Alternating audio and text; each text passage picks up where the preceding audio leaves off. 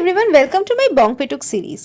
Good morning সবাইকে। এখন তো বোঝা দেয় যে সকালবেলা ঘুম থেকে উঠছি না বিকালবেলা। ফ্রেশ হয়ে চলে গেলাম সোজা কিচেনে। প্রথমেই চাল ভিজিয়ে নিলাম, মটরটাকে সামান্য একটু নুন দিয়ে সিদ্ধ বসিয়ে দিলাম।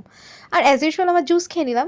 আজকে ব্রেকফাস্টে মটর সিদ্ধ, সামান্য একটু বাটার দিয়ে আর তোমার লঙ্কা কুচি, পেঁয়াজ কুচি, গোলমরিচ দিয়ে, লেবু চিপে আর একটা ডিম সিদ্ধ দিয়ে বরকে দিয়ে দিলাম ব্রেকফাস্ট। ও খেয়ে চলে গেল। এই খেতে না আমরা দুজনেই ভীষণ পরিমাণে পছন্দ করি, তোমরাও ট্রাই করতে পারো। ভীষণই হেলদি আর ভীষণই টেস্টি।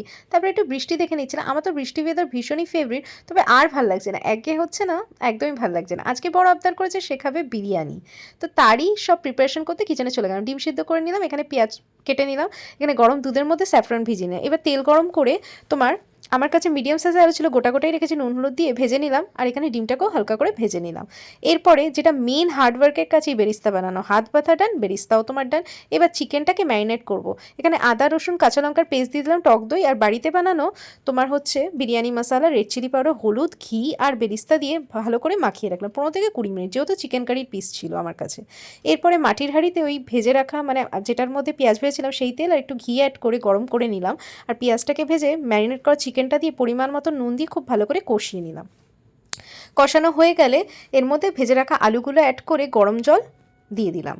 এবার এটাকে ঢেকে এখানে রাইসটা রান্না করে নেবো। নুন আর ওইগুলো দিয়ে দিলাম। আর আমি ওই গরম মশলাগুলো না তুলে দিয়েছি, মানে জায়ত্রী যা যা দিয়েছিলাম। এবার দেখো ভাতটাও ডান, আর একটু দুধের মধ্যে ওই গ্রেভিটা মিশিয়ে আর মিঠা আতরটা মিশিয়ে দিলাম। এবার দেখো ডিমটাকে অ্যাড করে রাইসটাকে অ্যাড করে দিলাম। এরপরে একে একে তোমার ওইটা দিয়ে মানে যেটা দুধের মধ্যে যেটা মিক্স করে রেখেছিলাম আর ঘি দিয়ে বেরিস্তা দিয়ে এবার বর চলে এসেছিলো। আমি বললাম ফয়েল দিয়ে এটাকে দমে বসিয়ে রাখো ওই 20 থেকে 25 মিনিট। মাটির হাঁড়িতে কিন্তু বেশ মজা লাগছে রান্না করতে, আর মাটির হাঁড়ির রান্না কিন্তু স্বাদ কিন্তু একটা আলাদাই হয়। বিরিয়ানিটা কিন্তু অসাধারণ খেতে হয়েছিল। একটু বিরিয়ানির পিস হলে ভালো হতো, যেহেতু প্রিপারেশন আগে থেকে নেওয়া ছিল না। চিকেন কারির পিস দিয়ে কিন্তু অসাধারণ খেতে হয়েছিল, সঙ্গে ছিল স্যালাড আর টক দই, দুজনে জমিয়ে খেলাম। আর এই বৃষ্টির দিনে তোমাদেরও কি এরকম আবদার আসে বরের কাছ থেকে? অবশ্যই কমেন্টে জানিও কিন্তু।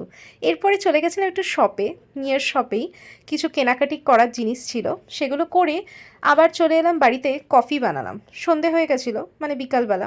আর এই বিকালবেলা বৃষ্টির দিনে একটুখানি এরকম কফি বলো চা বলো খেতে কিন্তু বেশ মজা লাগে। আর ইদানিং তো আমি চা কফি না খেলে আমার ভীষণ মাথা ধরে যাচ্ছে, জানো না। যাই হোক, কফি আর এই টোস্ট বিস্কুট অনেক দিন পর খাচ্ছি, আর সঙ্গে ছিল পপকর্ন। খেয়ে এরপরে সাডেন প্ল্যান অলওয়েজ ভালো হয়, ব্যাকপ্যাকিং করছি। কোথায় যাচ্ছি নিশ্চয়ই ভিডিও দেবো। আর আজকের ভিডিওটা কেমন লাগলো, ভালো লাগলে লাইক শেয়ার সাবস্ক্রাইব করে পাশে থেকো।